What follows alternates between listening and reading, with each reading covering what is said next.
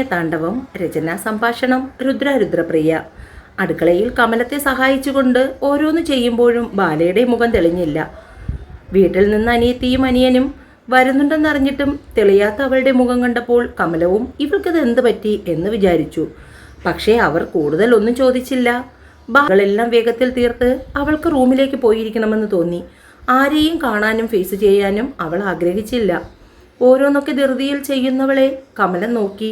നീ പൊയ്ക്കോ ബാലെ, ബാക്കി കുറച്ച് ജോലികളല്ലേ ഉള്ളൂ, ഞാനത് ചെയ്തോളാം.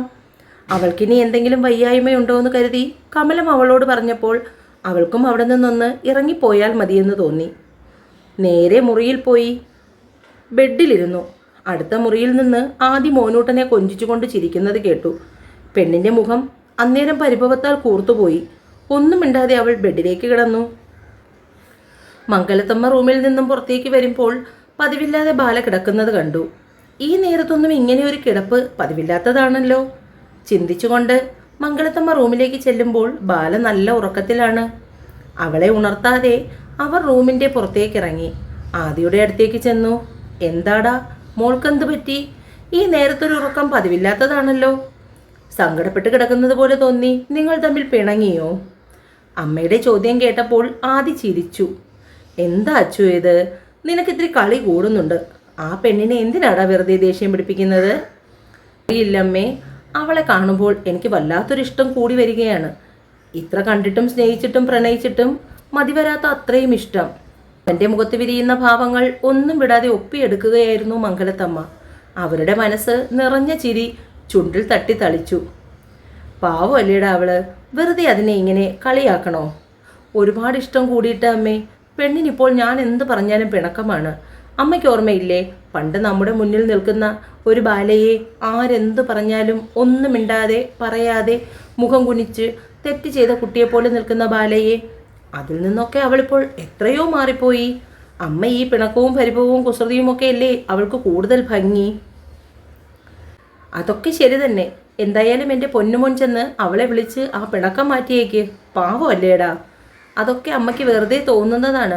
പെണ്ണിൻ്റെ എന്നോടുള്ള ചില നേരത്തെ പെരുമാറ്റം കാണണം. ആദ്യം അമ്മയോട് പറയുമ്പോൾ മംഗലത്തമ്മ അവനെ കൂർത്ത് നോട്ടം നോക്കി. അത് ഞാൻ കാണുന്നുണ്ട്, എൻ്റെ മോൻ അവളോടുള്ള പെരുമാറ്റവും. അമ്മ അങ്ങനെ പറഞ്ഞപ്പോൾ ചുണ്ടിലൊതുങ്ങിയ ചിരിയെ മറച്ചു പിടിക്കാനാവാതെ അവൻ റൂമിൽ നിന്നും പുറത്തേക്ക് ഇറങ്ങി. ബാലയുടെ റൂം തുറന്ന് അകത്തേക്ക് കയറുമ്പോൾ കണ്ടു ഉറങ്ങിക്കിടക്കുന്ന പെണ്ണിനെ. തലയിണയിൽ മുഖമമർത്തി കമിഴ്ന്ന് കിടക്കുകയാണ്. ചെറുതായി കരഞ്ഞുവെന്ന് തോന്നുന്നു. കൺപീലികളിൽ നനവ്. ഇങ്ങനെയൊരു തൊട്ടാവാടി. അവളുടെ അടുത്തേക്ക് ചേർന്നിരുന്നു കൊണ്ട് മുഖത്തൊട്ടിയിരിക്കുന്ന കുഞ്ഞു മുടിയിടകൾ ചെവിയുടെ പിന്നിലേക്ക് മാടി ഒതുക്കി വെച്ചു ആദി. പെട്ടെന്ന് അവൾ ഞെട്ടിയുണർന്നു നോക്കുമ്പോൾ മുന്നിൽ ആദി. അപ്പോൾ തന്നെ പെണ്ണ് പുറംതിരിഞ്ഞു കിടന്നു. ആദിക്കത് കണ്ടപ്പോൾ ചിരിയാണ് വന്നത്. അവൻ അവളുടെ പിന്നിലേക്ക് ചേർന്ന് കിടന്നു. വയറിലൂടെ കൈയിട്ട് അവളെ തന്നിലേക്ക് അടുപ്പിച്ചു. അവനിൽ നിന്നും അങ്ങനെ ഒരു നീക്കം പ്രതീക്ഷിക്കാത്തത് കൊണ്ട് തന്നെ ബാല ചൂളിപ്പോയി. തൻ്റെ ശരീരത്തിലേക്ക് അമർന്നിരിക്കുന്ന ആദിയുടെ ശരീരം പെണ്ണിൻ്റെ ശരീരമാകെ ഒരു തരിപ്പ് പടർന്നു. അവൾ അവൻ്റെ കൈ ബലം പ്രയോഗിച്ച് മാറ്റാൻ നോക്കി. എന്നാൽ ഒരു ചെറുവിരൽ പോലും അനക്കി മാറ്റാൻ അവളെക്കൊണ്ട് കഴിഞ്ഞില്ല എന്നതായിരുന്നു സത്യം. അവൾ ബലം പ്രയോഗിക്കുന്നതിനനുസരിച്ച് ആദി അവളെ തന്നിലേക്ക് ചേർത്തുകൊണ്ടേയിരുന്നു. ആദിക്കും മനസ്സിലായി അവൻ്റെ ശരീരത്തിലുണ്ടാകുന്ന മാറ്റങ്ങൾ. വേണ്ട ബാല, എന്നോട് മത്സരിക്കാൻ നിന്ന് എൻ്റെ കുഞ്ഞ് തോറ്റുപോകും. അവളുടെ ചെവിയോരം വന്ന് ചുണ്ടനക്കുമ്പോൾ പെണ്ണൊന്ന് പൊളഞ്ഞു. എന്തിനാ ഇപ്പോൾ ഈ പിണക്കം? വരുന്ന അതിഥികൾ ആരാണെന്ന് അറിയാഞ്ഞിട്ടല്ലേ? അതാരാണെന്ന് ഞാൻ പറഞ്ഞാൽ ഈ പിണക്കം മാറുമോ? ചോദ്യത്തോടൊപ്പം അവൻ്റെ ചുണ്ടുകൾ ബാലയുടെ കഴുത്തിലൂടെ ഇഴഞ്ഞു. പെണ്ണ് പൊള്ളിപ്പിടഞ്ഞുകൊണ്ട് കണ്ണുകൾ ഇറുക്കി അടച്ചു. അവളുടെ ശ്വാസോച്ഛ്വാസം ദ്രുതഗതിയിലായി. അവൻ്റെ വലതു കൈ പതിഞ്ഞിരിക്കുന്ന അവളുടെ വയർഭാഗം ഉള്ളിലേക്ക് ചൊട്ടിച്ചു. പതുപതുത്ത അവളുടെ വയറിലേക്ക് അവൻ്റെ വിരലുകൾ ഇഴഞ്ഞുകൊണ്ടേയിരുന്നു. അച്ചുവേട്ടാ. അനുസരണയില്ലാതെ കുസൃതി കാട്ടുന്ന അവൻ്റെ കൈവിരലുകൾ അവൾ ബലമായി പിടിച്ചു. അവൻ്റെ കൈക്കുള്ളിൽ കിടന്ന് പെണ്ണ് കുതിരാൻ തുടങ്ങുമ്പോൾ ആദ്യം അവളെ ബലമായി തൻ്റെ നേർക്ക് തിരിച്ചു കിടത്തി. അവനെ നോക്കാൻ മടിച്ച് പരൽമീനുകളെപ്പോലെ പിടയുന്ന അവളുടെ കണ്ണുകളിൽ അവൻ നോട്ടമുറപ്പിച്ചു. ഒരു നിശ്വാസത്തിനപ്പുറം തന്നിലേക്ക് പറ്റിച്ചേർന്ന് കിടക്കുന്ന പെണ്ണിനെ അത്രമേൽ കൊതിയോടുകൂടി അവൻ്റെ കണ്ണുകൾ ഒപ്പിയെടുത്തു. അവളുടെ മാരടം അവൻ്റെ നെഞ്ചിലേക്ക് അമർന്നപ്പോൾ ഇരുവരിലും വല്ലാത്തൊരു ഉൾപ്പുളകം. അവൻ്റെ നോട്ടം താങ്ങാനാവാതെ ബാല കണ്ണുകൾ അടച്ചു പിടിച്ചു. അപ്പോഴേക്കും ആദിയുടെ നോട്ടം ചുവന്നു തുടുത്ത അവളുടെ ചുണ്ടുകളിലെത്തി നിന്നു. അവളുടെ മുഖത്തിനടുത്തേക്ക് അവൻ മുഖം താഴ്ത്തി വരുമ്പോൾ ബാല കണ്ണുകൾ പെട്ടെന്ന് വലിച്ചു തുറന്നു. അപ്പോഴേക്കും ആദിയുടെ ചുണ്ടുകൾ ബാലയുടെ ചുണ്ടിൽ അമർന്നു. മറ്റൊന്നിനും വേണ്ടിയല്ലാതെ അല്പനേരം ഇരുവരുടെയും ചുണ്ടുകൾ തമ്മിൽ ചേർത്ത് വെച്ചു. ബാലയുടെ പെരുവിരലിൽ നിന്നും മിന്നൽ പിണറുകൾ ശരീരമാകെ അരിച്ചു കയറി. അവൻ്റെ നിശ്വാസം പതിക്കുന്ന അവളുടെ മുഖം അവളെ വല്ലാതെ തളർത്തി. അവൻ്റെ മീശരോമങ്ങൾ മുഖത്ത് കുത്തുന്നു. പെണ്ണവനെ പെട്ടെന്ന് ഇറുകെ പുണർന്നുപോയി. ആദ്യം അവളിൽ നിന്നും ചുണ്ടുകൾ മാറ്റിയിട്ടും പെണ്ണ് കണ്ണ് തുറന്നില്ല. കണ്ണ് തുറക്കൂ ബാല. തന്നെ ഒരു നോക്ക് കാണാൻ പോലും മടിച്ചു കിടക്കുന്ന പെണ്ണിൻ്റെ മുഖത്തേക്ക് അവൻ ഊതി. ചുവന്നു തുടുത്ത അവളുടെ മുഖത്തേക്ക് അത്രമേൽ കൊതിയോടുകൂടി അവൻ നോക്കി. ബാല പിടച്ചിലോടുകൂടി കണ്ണുകൾ തുറന്ന് അവനെ നോക്കി. ഇപ്പോഴും താൻ അവൻ്റെ കൈക്കുള്ളിലാണ്. അവൾ അവനെ തള്ളി മാറ്റാൻ നോക്കുമ്പോഴും ഒരല്പം പോലും പിടിവിടാതെ ആദ്യം അവളിലേക്ക് ചേർന്നുകൊണ്ടിരുന്നു. എന്തിനാ ഇപ്പോൾ ഈ പിണക്കവും പരിപ്പവും? ആരാണ് വരുന്നതെന്ന് ഞാൻ പറയാത്തത് കൊണ്ടാണോ? ഒരു സർപ്രൈസ് തരാമെന്ന് കരുതി എൻ്റെ കൊച്ചിന്. താല്പര്യമില്ലെങ്കിൽ പിന്നെ ഞാൻ ആളാരാണെന്ന് പറഞ്ഞേക്കാം. അപ്പോഴും അവളുടെ മുഖം വിടർന്നില്ല. എനിക്ക് കേൾക്കണ്ട. ആദ്യം പറഞ്ഞു പൂർത്തിയാക്കുന്നതിന് മുൻപ് ബാല മറുപടി പറഞ്ഞു. അങ്ങനെ പറയരുത്. ഇനിയിപ്പോൾ എന്തായാലും ഞാനത് പറഞ്ഞിട്ടേ പോകൂ. ഇപ്പോൾ അവൻ്റെ മുഖം കുസൃതി നിറഞ്ഞ കുട്ടികളെ പോലെയായി. എന്നാൽ കേൾക്കാൻ താല്പര്യമില്ലെങ്കിൽ പോലും അതാരാണെന്നറിയാനുള്ള ഉത്സാഹം കൊണ്ട് ബാല അവൻ്റെ മുഖത്തേക്ക് നോക്കി. അവൻ്റെ മുഖത്ത് മിന്നിമറയുന്ന ഭാവങ്ങൾ നോക്കി അവൾ അവനെ ശ്രദ്ധിച്ചു കിടന്നു. ഇന്നിവിടെ വരാൻ പോകുന്നത് എന്നേക്കാൾ കൂടുതൽ നിനക്കിഷ്ടപ്പെട്ട ആൾക്കാരാണ്. ഉണ്ണിക്കുട്ടനും ലക്ഷ്മിയുമാണ് വരുന്നത്. അത് കേട്ടപ്പോൾ അത്രയും നേരം പരിഭവിച്ച് നിന്നവളുടെ മുഖം പൂനില ഉദിച്ചതുപോലെയായി. ഇങ്ങനെ പിണങ്ങി മാറിക്കിടന്നാൽ എന്തു ചെയ്യും? അല്പസമയം കൂടി കഴിയുമ്പോൾ അവരിങ്ങി വരും. അത് കഴിഞ്ഞ് നമുക്കൊന്ന് പുറത്തേക്കൊക്കെ പോകണം. ആദ്യം അത് പറയുമ്പോൾ പെണ്ണ് പിണക്കവും പരിപ്പവും ഒക്കെ മറന്ന് അവനെ കെട്ടിപ്പിടിച്ച് അവൻ്റെ കഴുത്തിൽ മുഖം പൂഴ്ത്തി വെച്ചു. തന്നെയും കൂടപ്പിറപ്പുകളെയും ഇത്രയും അധികം ചേർത്ത് പിടിക്കുന്ന അവനോടും മംഗൾത്തമ്മയോടുമുള്ള നന്ദിയും സ്നേഹവും കണ്ണുനീരായി അവനിലേക്ക് ഒഴുകി. അവളിൽ നിന്നും അങ്ങനെ ഒരു നീക്കം ശരിക്കും പറഞ്ഞാൽ ആദ്യം ഒരിക്കലും പ്രതീക്ഷിച്ചിരുന്നില്ല.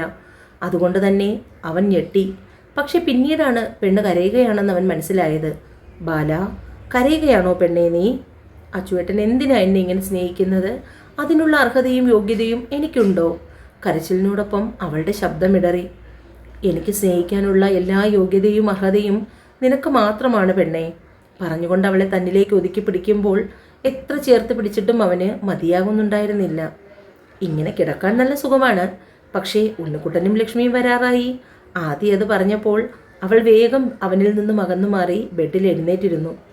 ചിരിച്ചുകൊണ്ട് ആദ്യം എഴുന്നേറ്റ് അഴിഞ്ഞുപോയ മുണ്ട് മുറുക്കിയെടുത്ത് അവളുടെ അടുത്തേക്ക് വന്നു. ബാലയ്ക്ക് അവനെ നോക്കാൻ തന്നെ മടിയായി.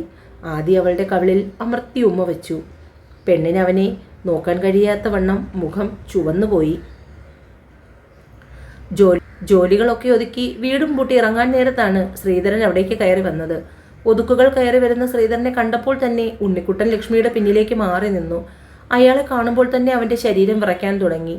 ഇന്നലെ ഇറങ്ങിപ്പോയിട്ട് വന്നു കയറുന്നത് ഈ നേരത്താണ്, അതും 4 കാലിൽ. ലക്ഷ്മിക്ക് ദേഷ്യം കൊണ്ട് വിറഞ്ഞു കയറി.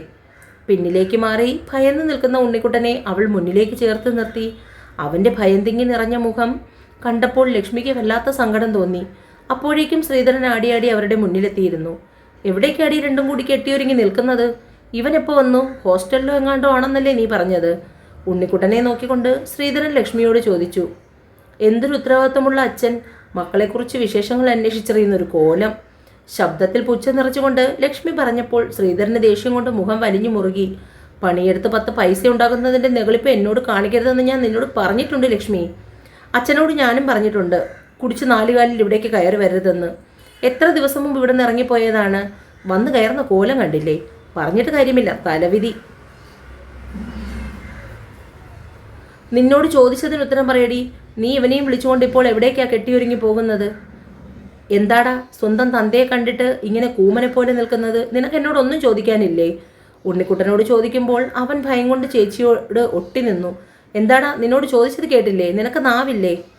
അയ്യോ, ഉത്തരം പറയാൻ പറ്റിയൊരു കോലം. അല്ലെങ്കിൽ തന്നെ അവൻ പറഞ്ഞാൽ വല്ലതും അച്ഛന് മനസ്സിലാകുന്ന പരുവത്തിലാണോ നിൽക്കുന്നത്? ലക്ഷ്മി ആവോളം പുച്ഛിച്ചു.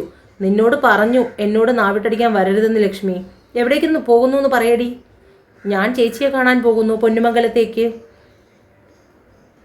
ബാലയെ കാണാൻ പോകുന്നു എന്നറിഞ്ഞപ്പോൾ അയാളുടെ മുഖം പൂനിലാവ് പോലെ വിടർന്നു. അവളുടെ പേര് പറയുമ്പോൾ തന്നെ അച്ഛൻ്റെ മുഖത്തുണ്ടാവുന്ന ഭാവം ആദ്യമായി ലക്ഷ്മി ഒപ്പിയെടുത്തു. വല്ലാത്ത വേദന തോന്നി ലക്ഷ്മിക്ക്, ചേച്ചിയെ തെറ്റിദ്ധരിച്ചതിന്, കുറ്റപ്പെടുത്തിയതിനും ഒക്കെ. അതെന്താടി, നിന്നെയൊക്കെ കാണാൻ അവൾ ഇങ്ങോട്ട് വരില്ലേ? വിളിച്ചു പറയടി അവളോട് ഇവിടെ വന്ന് കാണാൻ. നിങ്ങളിപ്പോൾ അങ്ങനെ പോകണ്ട. ശ്രീധരൻ മുടക്കം പറഞ്ഞുകൊണ്ട് വഴിയിൽ കയറി നിന്നു. അച്ഛൻ അങ്ങോട്ട് മാറി നിന്നേ. രാവിലെ എന്നോട് വെറുതെ വഴക്കിന് വരാതെ. ഉണ്ണിക്കുട്ടനെയും കൊണ്ട് അങ്ങോട്ട് ചെല്ലാമെന്ന് ഞാൻ രാവിലെ വിളിച്ചു പറഞ്ഞു. അതുകൊണ്ട് ഞങ്ങൾക്ക് പോയേ പറ്റൂ. ഇവിടെ ഒന്നും വെച്ചുണ്ടാക്കിയിട്ടില്ല. അച്ഛൻ വേണമെങ്കിൽ പുറത്തുനിന്ന് വാങ്ങി കഴിക്കുക. പിന്നെ ഞങ്ങൾ ഇവിടെ ഇല്ലെന്ന് കരുതി വഴിയെ പോകുന്നവരെയും വരുന്നവരെയും വിളിച്ച് വീട്ടിൽ കയറ്റാൻ നിൽക്കണ്ട. കഴിഞ്ഞ ദിവസം സ്റ്റേഷനിൽ നിന്നും SI വന്ന് പറഞ്ഞിട്ട് പോയത് ഓർമ്മയുണ്ടല്ലോ. വീണ്ടും അവിടേക്ക് തന്നെ പോകണമെന്ന് അത്രയ്ക്ക് ആഗ്രഹമാണെങ്കിൽ എന്താന്ന് വെച്ചാൽ ചെയ്തോ. പറഞ്ഞുകൊണ്ട് ലക്ഷ്മി ഉണ്ണിക്കുട്ടൻ്റെ കൈയും പിടിച്ച് നേരെ ഒതുക്കുകൾ ഇറങ്ങി. ഉണ്ണിക്കുട്ടൻ ലക്ഷ്മിയെ തന്നെ സൂക്ഷിച്ചു നോക്കുകയായിരുന്നു. പഴയ ലക്ഷ്മിയിൽ നിന്നും തൻ്റെ ചേച്ചി എത്രയേറെ മാറിപ്പോയിരിക്കുന്നു എന്ന്. മുമ്പത്തെ ലക്ഷ്മിയായിരുന്നുവെങ്കിൽ ഇപ്പോൾ അച്ഛന് വേണ്ട സപ്പോർട്ടും ചെയ്തുകൊണ്ട് ആ വീട്ടിൽ ബഹളമുണ്ടാക്കിയേനെ.